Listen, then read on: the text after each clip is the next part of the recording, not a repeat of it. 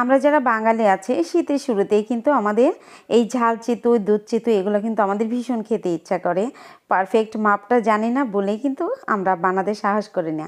আজ তোমাদের এমন একটা রেসিপি শেখাবো যে কেউ ছোট বাচ্চাও কিন্তু এরকম জালিদার ফুলকো চিতই পিঠা বানাতে পারবে। এটা দুধ চিতই ভালো হবে বা ঝাল চিতই বা ডিম চিতই যেভাবে বানাবে সেভাবেই কিন্তু একদম পারফেক্টভাবে হবে।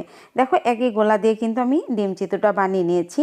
একদম সাইডটা আমি ইচ্ছা করে পাতলা করেছি যাতে করে ক্রিস্পি হয় ডিম চিতই। চলো তাহলে একদম পারফেক্ট মেজারমেন্টটা তোমাদের বলে দিচ্ছি। প্রথমে এখানে 1 কাপ পোলার চাল আমি মেপে সারা রাতের জন্য ভিজিয়ে রেখেছিলাম। একটু ভালো করে ভিজতে হবে। ভালো করে ভিজিয়ে সকালে দেখো এই যে পানি ঝরিয়ে নিচ্ছি। একদম পারফেক্ট মেজারমেন্ট যেহেতু দেখাবো সেই জন্য পানিটা মানে একটু ঝরিয়ে নিচ্ছি, নতুন রাঁধুনি যারা আছে তাদের সুবিধার ক্ষেত্রে। তারপর 1 কাপ চাল যে ভিজে রেখেছিলাম পোলার চাল সেটা ব্লেন্ডারে প্রথমে আমি নিয়ে নিলাম। আর 1 কাপ চালের জন্য আমার লাগবে 1 কাপ পানি। তার সাথে আমি একটু ঝালের জন্য কাঁচামরিচ দিয়ে দিলাম 3টা। আর চতুর্থ কাপ ভাত, 1 চা চামচ বেকিং পাউডার দিয়ে দিলাম, 1 টেবিল চামচ রান্নার সয়াবিন তেল দিয়ে দিলাম। দিয়ে এখন এই যে 1 কাপ চালের জন্য 1 কাপ পানি আমি নিয়েছি। 1 কাপ পানি লাগবে, তবে ঘনত্ব বুঝে লাগলে আমি আর 2 টেবিল চামচ পানি এখানে দেব। প্রথমেই 1 কাপ পানি মানে অর্ধেকটা দিয়ে ব্লেন্ডার করে নিলাম।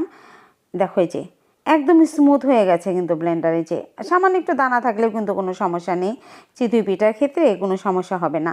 এবার দেখো যে সম্পূর্ণ পানিটা দিয়ে একটু চামচ দিয়ে ঘেটে নেড়ে দেখছি কেমন হয়েছে। লবণ দিয়ে দিলাম আর পেঁয়াজের পাতা এখানে দিয়ে দিলাম, ধনিয়া পাতা দিতে পারো ইচ্ছা তোমাদের। ঝাল চিতই যেহেতু এগুলো দিলে বেশ ভালো লাগে। এখন লবণটা একটু মানে গুলে নিচ্ছি সুন্দর করে মিশে যেন যায় লবণটা। এখন দেখো এই যে এরকম অবস্থা হলে বুঝে নেবে যে হয়ে গেছে। পাতলা আবরণ একটা আসবে, খুব বেশি আবরণ আসবে না। আমার কিন্তু এখানে আরও 2 টেবিল চামচ পানি লেগেছিল, আর 1 কাপ দিয়ে আর 2 টেবিল চামচ পানি দিয়েছিলাম।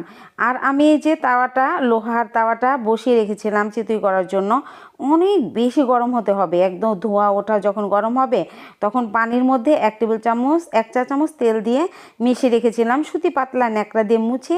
তারপর 1 চামচ বা 1-1.5 চামচ করে বেটার দিয়ে এভাবে ঢেকে রাখলে কিন্তু এই যে একদম ফুলকো জালিদার চিতই পিঠা তোমরা পেয়ে যাবে।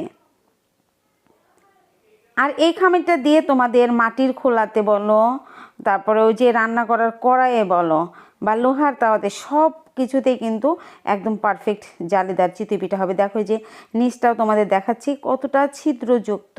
আর এইভাবে যদি সাদা করে চিতই পিঠা বানাও তাহলে দুধের মধ্যে ভেজানোর সঙ্গে সঙ্গে কিন্তু একদম ভিজে একদম ফুলে উঠবে, খেতে ভীষণ মজা লাগে। আমি এই রেসিপিতেই কিন্তু দুধের পিঠাটাও বানিয়ে থাকি। দেখো কতটা জালিদার, কতটা সুন্দর। প্রত্যেকটা পিঠাই দেখো যে প্রত্যেকটা পিঠাই এরকম ফুলকো জালিদার হবে।